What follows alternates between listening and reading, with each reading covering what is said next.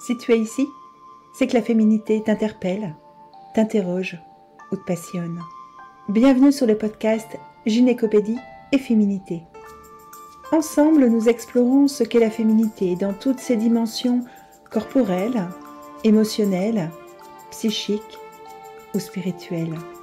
À travers nos rencontres de thérapeutes, de formatrices, d'enseignantes, de femmes médecines, nous dessinons le filigrane du féminin sacré. Je suis Fabienne Godine, autrice de La nature sacrée de la femme, de contrôler sa fertilité au naturel et de la phytothérapie de la femme. Je suis aussi co-autrice du traité des usages et savoirs de sorcière. Nous allons pouvoir mieux expérimenter la nature sacrée de la femme pour poursuivre l'exploration engagée dans mes ouvrages. Équilibrer le féminin et la voix pour redonner au masculin sa juste place et vivre la vraie sororité. Bienvenue dans la magie. Si je vous dis méthode Greenberg, probablement serez-vous comme moi à vous demander ce que c'est. Si maintenant je vous parle de thérapie psychocorporelle, ça devient un petit peu plus clair. Mon invitée aujourd'hui est Muriel Wettstein, une autre conseillère en symptothermie, également thérapeute Greenberg. Elle nous explique comment ça se passe lors des consultations, déjà en présentiel et puis après à distance. Et pour terminer, elle nous parle du lien entre la thérapie psychocorporelle version méthode Greenberg et sa pratique de la symptothermie. Ça, c'est sur la fin et c'est votre récompense pour être resté jusqu'au bout. Bonjour Muriel. Bonjour Fabienne. Alors nous, on se connaît bien, mais j'aimerais bien que tu nous parles un petit peu de ton parcours. Comment tu es devenue thérapeute? Oui, volontiers. Écoute, merci déjà pour l'invitation. Alors, je suis moi-même conseillère en symptothermie et praticienne de la méthode Greenberg, donc qui est une méthode de conscientisation. Ouais. Et j'ai commencé la méthode, ça fait déjà très longtemps, je crois en 2008. Et ça m'a tellement apporté que j'ai décidé moi-même de me lancer en fait dans la formation. Et donc, j'ai démarré, après mes études universitaires, je me suis lancée dans la formation qui a duré 3 ans et demi. Alors, la méthode Greenberg, c'est une méthode qui est de quelle origine? Parce que avant de te rencontrer, je n'en avais jamais entendu parler. Oui, alors la méthode Greenberg, elle a été, on va dire, fondée créée par Avi Greenberg et son épouse, et sa compagne ensuite. Donc, ils sont toujours en vie, je crois qu'ils vivent en Espagne. Et c'est dans les années 70 que ça a démarré, c'est-à-dire que lui, il était infirmier, puis il a fait plein d'autres choses. Il a vraiment, je pense, il s'est vraiment rendu compte que le fait de soigner, il y a une différence entre vraiment soigner quelqu'un, aider ou d'être là pour la personne, pour que la personne, on va dire, s'aide elle-même. Donc, c'est vraiment une approche, en fait, d'apprentissage. C'est pour ça qu'on ne parle pas de thérapie, en fait, à la base. C'est vraiment une méthode d'apprentissage où on va apprendre à s'observer, on va apprendre à s'écouter, en fait. Donc, ça passe beaucoup par la respiration, par l'attention au corps, en fait. Donc, l'idée, c'est vraiment de mettre toute son attention, qui est souvent, généralement, est souvent dans la tête, de vraiment mettre l'attention dans son corps. D'accord. Donc, ça veut dire qu'on est sur des techniques de conscientisation. Ça se pratique comment? Ça se pratique un peu en méditation, en allant poser l'attention sur des endroits particuliers. Comment ça fonctionne? Oui, alors exactement. En fait, il y a plusieurs manières. Donc moi, ce que j'ai appris la formation, c'est vraiment une formation individuelle, c'est-à-dire où, en tant que praticienne, on suit des clientes ou des clients, donc pas des patients ni des patientes. Donc ce sont des personnes qui viennent d'elles-mêmes pour une raison particulière, et on travaille donc en individuel.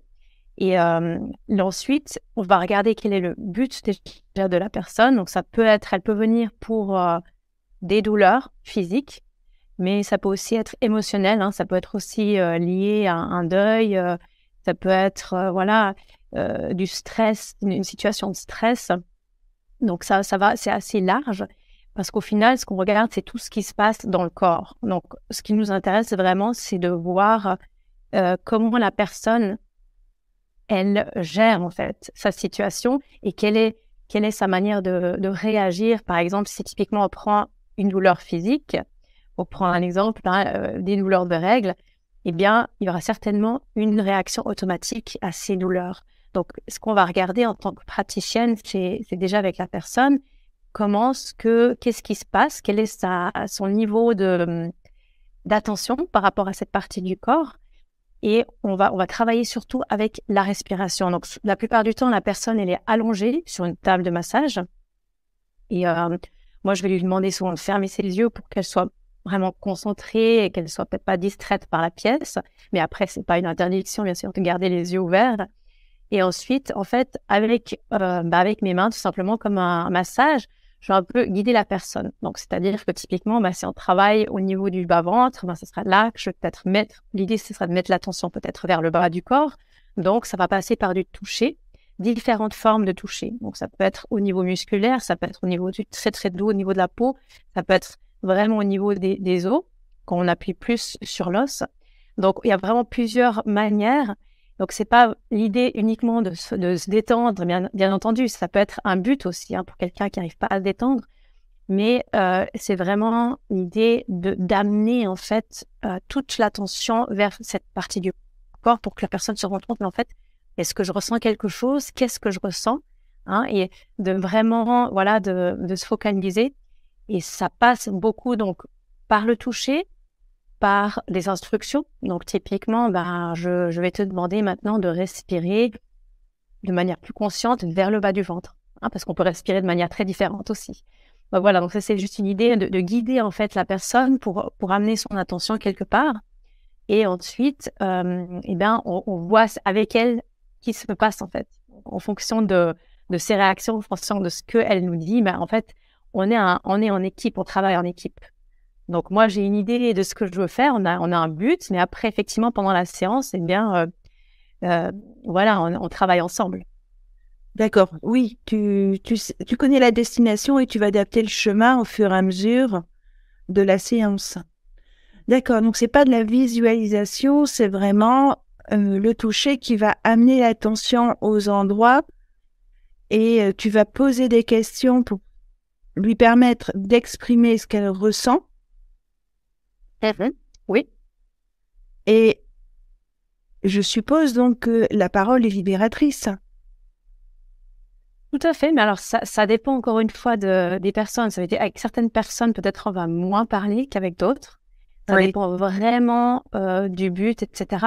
Parce que s'il y a une personne effectivement qui est sous stress constant, qui est tout le temps en train de parler, il y a des gens qui sont tout de suite dans la tête. Dès qu'on leur pose une question, ça va être justement partir dans la tête, se faire une idée de quelque chose. Donc, notre but, c'est pas de rajouter encore du blabla, entre guillemets. Enfin, c'est un peu négatif, mais donc, en fonction de la personne, ça va être peut-être pas trop de parler, mais vraiment plutôt la toucher, peut-être juste à dire, écoute, maintenant, respire un peu plus, parce que souvent, on voit très bien si la personne, elle est encore avec nous ou pas, c'est-à-dire que tout à coup, la personne, elle respire plus. Enfin, il y a une respiration très, très plate. Et on sent bien que la personne, peut-être, elle est de nouveau partie dans sa tête, elle pense à ce qu'elle va faire au souper, à ce qu'elle va faire après-demain. Donc, et là, par exemple, là, typiquement, mais avec la parole, on peut guider la personne. Alors, j'aimerais maintenant que tu respires un petit peu plus que d'habitude, vers le haut du corps, par exemple. Donc, on va inviter la personne à revenir, en fait, à chaque fois vers ses ressentis. Donc, c'est peut-être qu'on peut connaître d'une méditation où on part aussi un peu dans tous les sens. Et avec la respiration, on essaie vraiment de se recentrer, de revenir à la respiration. Il peut y avoir bien sûr des buts différents. C'est comme un peu dans la méditation. Mais là, effectivement, ce ne sera pas juste dans un but méditatif, mais vraiment pour que la personne, elle puisse vraiment être au plus proche de ses ressentis. Oui. Et d'aller voir, parce que des fois, on a peur justement de ressentir ce qu'il y a vraiment et de laisser passer peut-être aussi certaines énergies quand on est tout le temps crispé, et qu'à un moment donné, on se permet de relâcher une zone, ça peut justement libérer des énergies. Et ça, voilà, donc ça, c'est aussi une idée de laisser un petit peu circuler l'énergie. Donc, voilà, on travaille aussi finalement avec des blocages, finalement. D'accord. Donc, si je comprends bien, tu les aides à se mettre dans ce qu'on pourrait appeler un état modifié de conscience, en se reliant plus au corps, et tu vas leur permettre d'aller explorer des émotions qui sont restées bloquées pour et émotion, ça vient du verbe mouvoir, hein, bouger, et donc permettre à l'énergie qui est restée bloquée là de repartir, de se libérer. Tout à fait. Parce qu'en fait, le corps, il est vraiment résilient, il fait très, très bien son travail. Donc, c'est ça qui est incroyable. Mais c'est effectivement, comme on a tous vécu, chacun à un moment donné, certains traumatismes, hein, plus ou moins grands. Et c'est vrai qu'on a appris à réagir, en fait, face à certaines situations dans notre vie. Et c'est souvent ces réactions qui font que quand elles sont toujours répétitives, qu'on va toujours répéter certaines réactions, et ça se passe à un niveau physique, émotionnel. Donc, quand je commence à crisper mes épaules ou le bas de mon ventre, et c'est pas juste les muscles. Donc, ça crée quand même, il y a un tout. Et c'est souvent, en réponse à une situation. Donc, on a, par exemple, on a eu peur de quelque chose et hop, on va se crisper. Et à chaque fois qu'on aura peur de se faire engueuler, on va se crisper. Et hop, c'est quelque chose qui va se répéter. Et en fait, ça se retourne contre nous parce qu'effectivement, quand on est figé dans quelque chose, à long terme, ça peut créer vraiment des douleurs concrètement physiques et plus profondes, des maladies. Donc, l'idée, c'est ça, c'est d'apprendre à intégrer aussi des émotions fortes. Ça peut passer par la peur, la colère, des choses que peut-être on a tendance un peu à ne pas vouloir ressentir. Et c'est vrai qu'en étant vraiment dans son corps, en se ressentant vraiment ces énergies, le corps, en fait, après, il gère très bien lui-même, en fait. Il a la possibilité de guérir, d'évacuer, en fait, ce qu'il veut évacuer. Et donc, après, on peut repartir avec quelque chose d'autre. Mais c'est quand on reste figé comme ça dans des schémas qu'on a de la peine à... disons que ça nous empêche souvent d'aller vers du nouveau, en fait. On est coincé dans quelque chose. Oui, on est coincé dans le passé. Voilà. Donc là, tu nous as parlé de choses un peu répétitives. Moi, ça m'a fait penser à une expérience personnelle, mais sur un choc. Je suis rentrée un jour du travail et j'ai eu un coup de fil, le coup de fil que tout le monde redoute, qui m'annonçait le décès de mon père. Et j'ai eu l'impression que le sol s'ouvrait sous mes pieds. Et il y a une émotion qui passe. Et puis, oui, parce que ça a vraiment été très violent. Je me souviens avoir eu besoin de pousser un cri que je pourrais qualifier de cri primal. Mais ça n'a pas suffi. Et derrière, j'ai eu un blocage. J'ai eu du mal à digérer l'information. Et je me suis retrouvée avec une gastrite. Et plus le temps passait, moins je digérais. J'avais l'estomac qui s'était noué, comme on pourrait dire sur un langage plus courant. Et je faisais des indigestions à répétition. Waouh, ouais, alors c'était ta manière de réagir, effectivement, à cet événement. Au début, ça s'est manifesté avec des difficultés digestives, et puis après, il y avait un repas par jour qui passait pas, et puis après, chaque repas ne passait pas, ou difficilement, et puis j'étais arrivée à un stade où je me souviens avoir emmené ma maman au restaurant, avoir mangé avec elle une superbe salade et avoir couru aux toilettes parce que je pouvais pas la garder. Ça passait pas. Mm-hmm. Ouais. Et je connaissais pas la méthode Greenberg, pourtant j'étais sur la région parisienne. Et puis moi, c'était un auriculothérapeute qui a travaillé avec les aiguilles pour faire passer, pour dénouer le choc. Et super. m'aider à mettre des mots aussi sur ce qui s'était passé. Mais voilà, ça c'était un choc, mais c'est vrai que tout ce qui est crispation, tous ces petits chocs répétitifs qu'on peut avoir des fois au quotidien, ça peut valoir un grand choc. Mhm. Oui, absolument. Bah déjà, en tout cas, merci d'avoir partagé ça avec nous. Et oui, même en fait, les choses du quotidien, les petites choses, elles viennent souvent de plus loin. Hein, quand on réagit de manière automatique, donc c'est souvent des choses qui viennent, hein, qui datent. Oui. Donc ça peut s'accumuler. Après, effectivement, il y a des choses peut-être plus, comme là, tu as parlé vraiment d'un grand choc. Donc ça, je pense que c'est encore un autre degré, si tu veux. C'est vraiment un gros choc émotionnel. Oui. Et c'est vrai que là, le corps, si tu veux, il est comme en état d'alarme. Donc c'est vrai que c'était peut-être pour toi une manière de te protéger quelque part. Voilà. Et après, par contre, c'est quand on reste là-dessus qu'au bout d'un moment, ça commence à se retourner contre nous-mêmes. Donc, mais c'est aussi l'intérêt de mon exemple, c'est de voir que sur la durée, parce que cette gastrite, elle a duré à peu près 3 mois, un petit peu plus de 3 mois, jusqu'à ce qu'une amie me traîne chez ce médecin. Mais plus ça avançait, plus ça se dégradait. ouais. Au point qu'au bout d'un moment, on oublie l'origine. Ça peut être compliqué de savoir quel était le point d'entrée. Tout à fait. Et peut-être même avant ça, peut-être qu'il y avait une sensibilité chez toi déjà à ce niveau-là. Donc des fois, c'est aussi un endroit qui se manifeste où il y avait peut-être déjà un terrain fertile. Et il suffit qu'il y ait eu quelque chose, cet événement très, très violent. Donc ça a vraiment ranimé peut-être un endroit qui était déjà peut-être sensible. Mais en tout cas, voilà. Donc c'est pour dire, on a chacune. Hein, c'est pour ça que c'est intéressant de voir qu'on réagit tous de manière différente. Il y en a qui ont des migraines, il y en a qui ont mal au dos, d'autres qui ont justement des crampes. Donc, on a chacun une manière très différente de réagir ou des sinusites, etc. Donc, c'est pour ça que ça nous parle quelque part. Il y a quelque chose qui se parle et c'est souvent pourquoi est-ce que là, on empêche la circulation, on empêche le corps de faire son travail. Donc, il y a quelque chose qu'on ne veut pas voir, pas ressentir pour certaines raisons.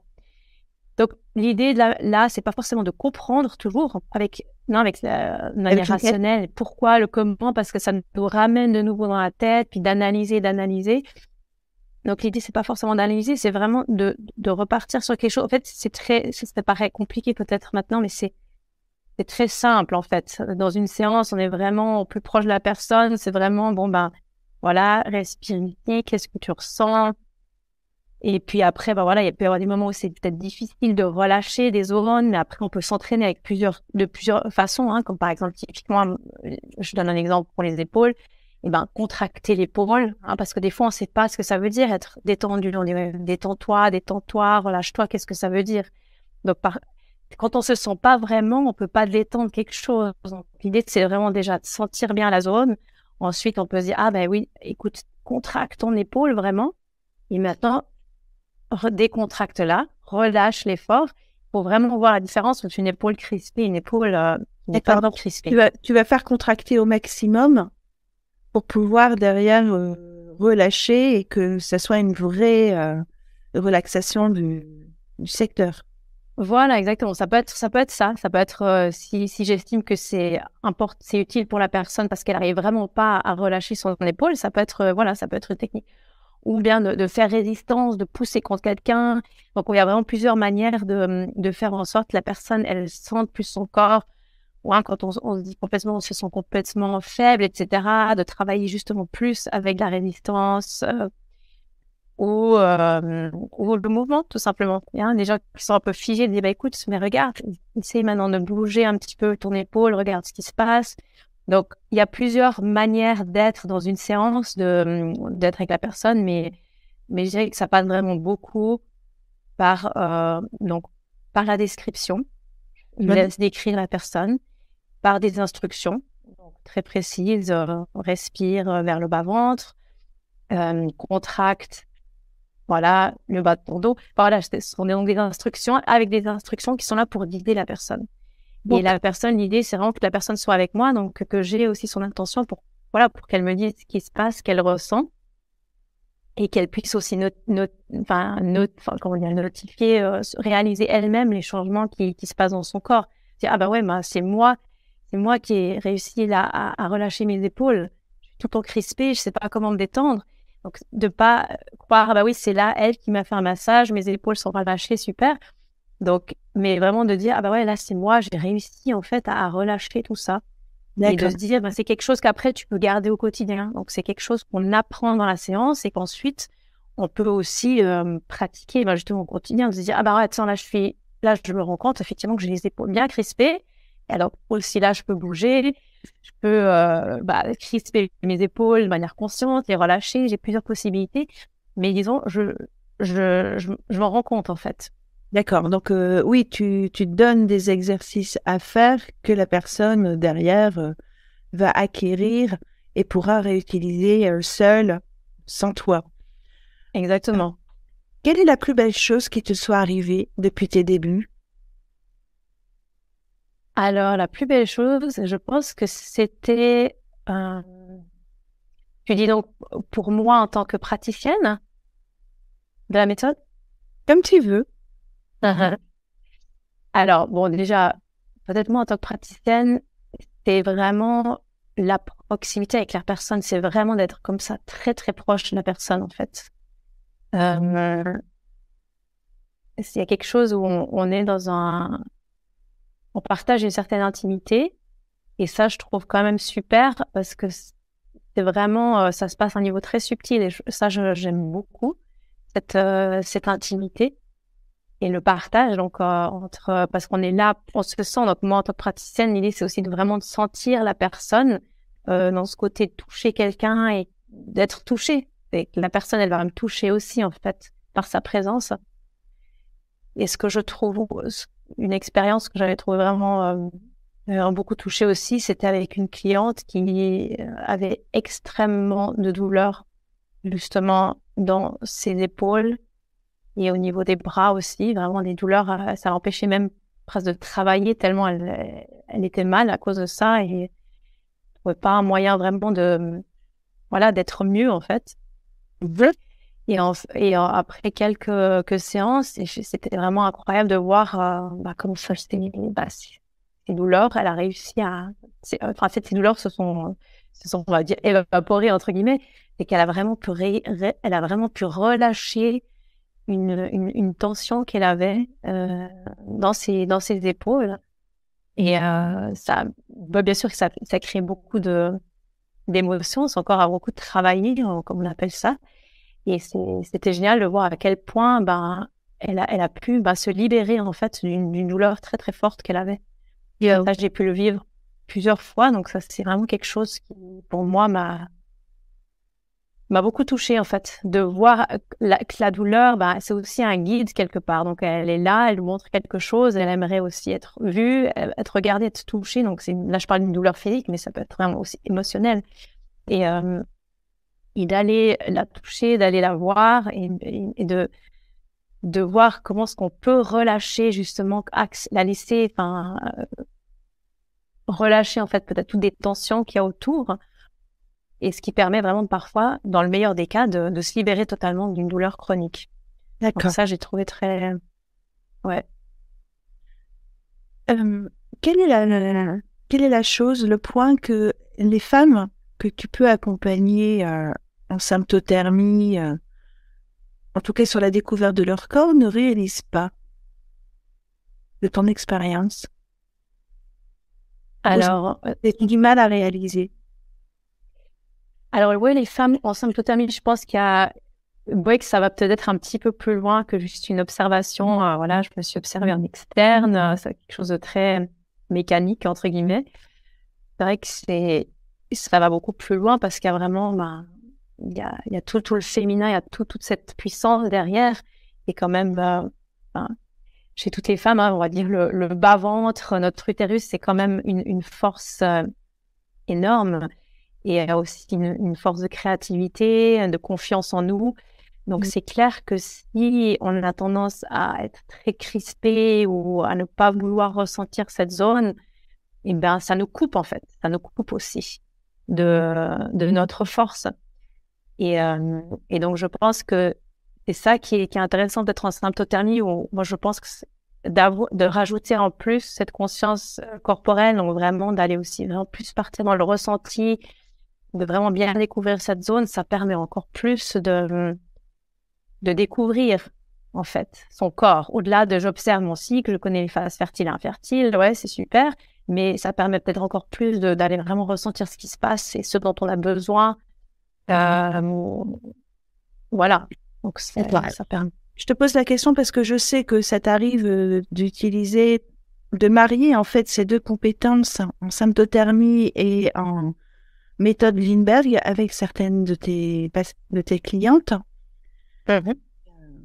Voilà, j'aimerais bien que tu nous fasses un petit retour sur ce que tu as pu constater. Alors, tu parles des femmes qui sont en symptothermie, qui font la symptothermie et qui sont avec lesquelles tu vas pratiquer la méthode Greenberg. Ouais. Voilà, bon, alors là, c'est intéressant parce que on ne sera pas toujours en symbiose avec forcément le thème. Ça ne sera pas forcément encore lié uniquement au bas du ventre ou à la féminité directement, mais c'est vrai que c'est une composante très, très importante. Donc, même si une femme, elle me dit, finalement, j'ai un burn-out, elle est en symptothermie, je la suis en symptothermie, mais elle fait un burn-out. Donc, c'est clair que ça permet d'aller voir beaucoup plus loin ce qu'il y a derrière, ce qui se passe, et comment est-ce qu'elle, finalement, qu'est-ce qu'elle fait pour ne pas ressentir ses besoins à elle, peut-être toujours un peu en alerte pour les autres, pour travailler, pour fonctionner. Et donc, c'est vrai que je pense que le travail corporel, ça permet vraiment conscience corporelle, d'élargir encore le terrain. Donc, on n'est pas juste sur le cycle, mais vraiment de voir à un niveau encore un peu plus précis dans le quotidien de la femme, en fait. C'est ce qui se passe. Et peut-être que c'est certains blocages qu'elle a ont aussi un impact justement sur son cycle. Donc, c'est ça qui est intéressant de voir ce qui se passe à un autre niveau peut justement interférer au niveau du cycle. De toute façon, c'est ce qu'on voit régulièrement, hein, le cycle qui raconte ce qui s'est passé dans la journée ou la veille, avec parfois des dysfonctions, tout simplement parce que la vie dysfonctionne, le ressenti dysfonctionne. C'est un moment compliqué et le cycle devient très compliqué. D'accord, donc ça t'arrive de marier les deux et t'arrives à le faire à distance. Oui, c'est ça. Donc, parce que là, je vis actuellement en Turquie, à Izmir.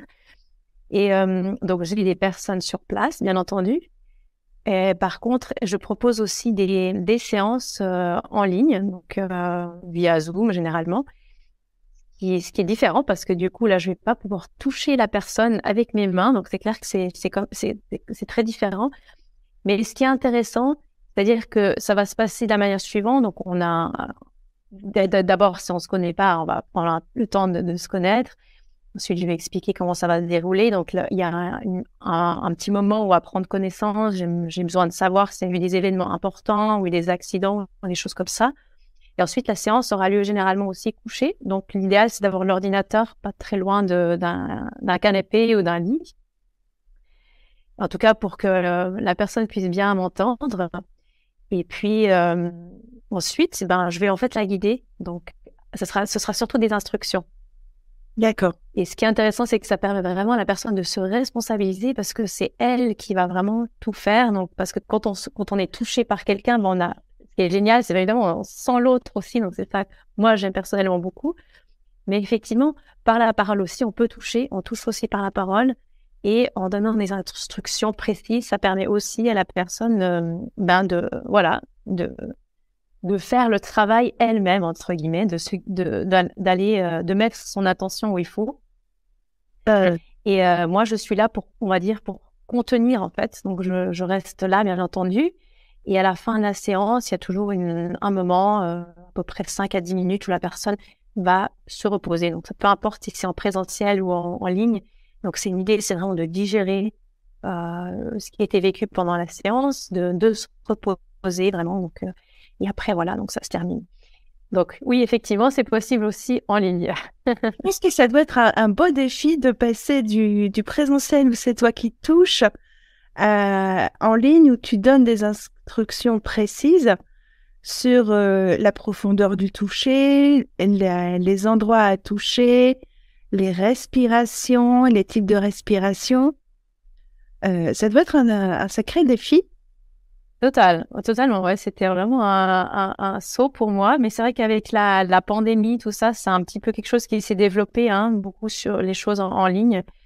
Même, tu vois, tout ce qui est yoga, etc. Donc, c'est vrai qu'au début, ça peut paraître complètement un peu bizarre, mais après, ça a ses qualités aussi. On dirait, c'est vraiment quelque chose, voilà, c'est qu'on est quand même présent, on peut quand même bien sentir la personne, même quand on peut pas la toucher physiquement. Et l'idéal, c'est qu'on ait vraiment cette présence, qu'on ait un cadre vraiment sécurisant.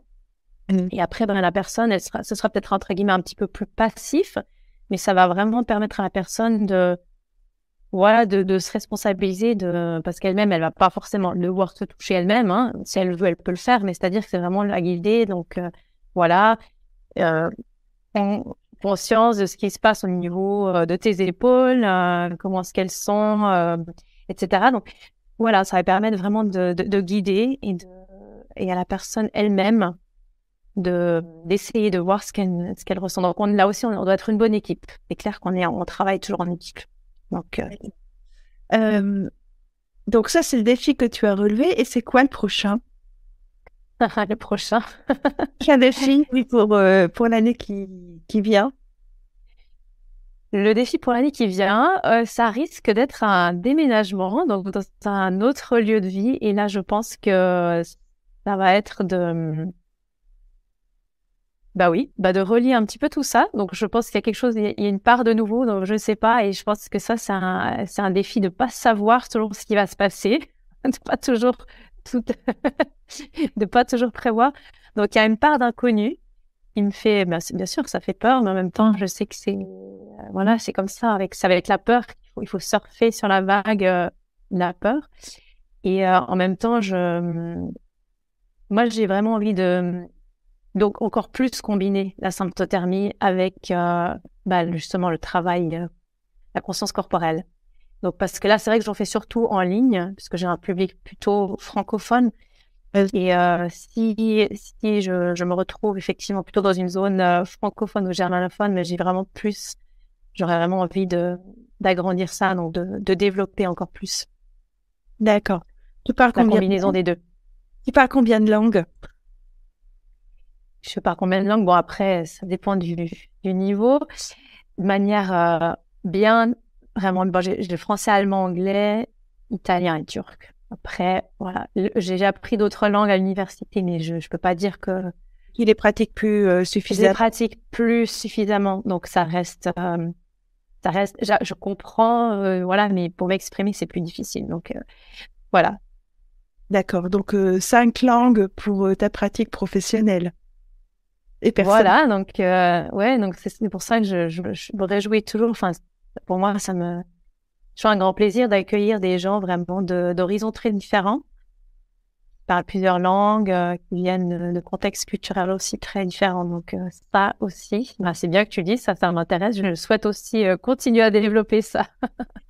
Oui, d'ailleurs, je t'ai envoyé mes amis parce que son conjoint a été est germanophone et que ça permettait de faire le suivi dans la langue qui conviendrait. Exactement, oui, c'est des Française, il est germanophone, il parle anglais, et puis, t'étais la conférence. Voilà. Oui, non, ça c'est super, exactement. Ce sont des cas de figure comme ça qui me plaisent beaucoup, où c'est mixte.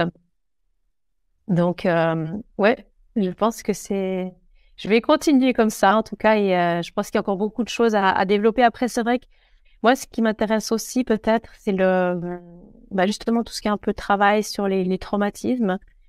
Et je me posais aussi une question peut-être par rapport à ça, peut-être d'aller aussi un peu plus dans cette direction, peut-être à l'avenir faire peut-être une formation complémentaire encore sur sur le travail vraiment de traumatisme.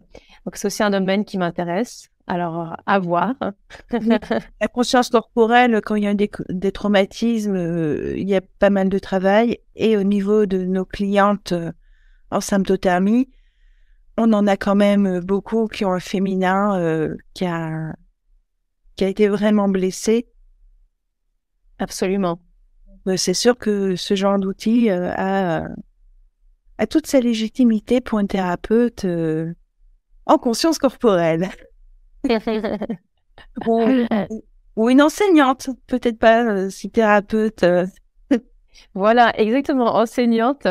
Je pense que ça me convient mieux comme terme. C'est vrai que le côté thérapie, c'est toujours un petit peu, on est la personne qui va faire. Peut-être quelque part, on le fait aussi, mais moi, je vois plutôt les choses des deux côtés. C'est quand même, c'est la personne qui crée vraiment les changements en elle. Après, bien sûr qu'on peut être touché par quelqu'un qui permet vraiment d'avoir confiance, ou voilà, mais c'est quand même nous-mêmes, hein, si on veut ou pas, ben voilà, il y a quand même voilà. Donc ça se passe aussi à ce est niveau. toujours personnelle. Voilà, tout à fait, exactement. Et thérapeute, ça vient du grec qui veut dire prendre soin. Donc tu es là pour prendre soin de la personne et lui permettre de trouver elle-même les moyens de sa guérison. C'est ça, ouais, voilà. Mais tu lui donnes des outils, donc tu enseignes. D'accord. Ok, bah écoute Myriel, je te remercie. Je vais mettre dans la description du podcast comment te joindre. Et puis, bah, j'espère avoir l'occasion de te revoir pour nous parler de comment tu as relevé les défis et comment tu fais pour les traumatismes. Merci beaucoup, Fabienne. Alors, très volontiers. Et puis, je te souhaite une excellente journée. Merci. Cet épisode t'a plu ? Alors abonne-toi. Et pense à mettre une évaluation positive sur ta plateforme d'écoute préférée. Tu peux aussi t'abonner à la newsletter à partir de la description du podcast ou de l'épisode. Et puis tu peux partager sur les réseaux sociaux, faire découvrir cet épisode ou d'autres à tes amis. Je suis toujours ouverte pour les retours et pour des nouvelles suggestions d'invités. Je te dis à très bientôt pour un nouvel épisode. Merci de ton attention.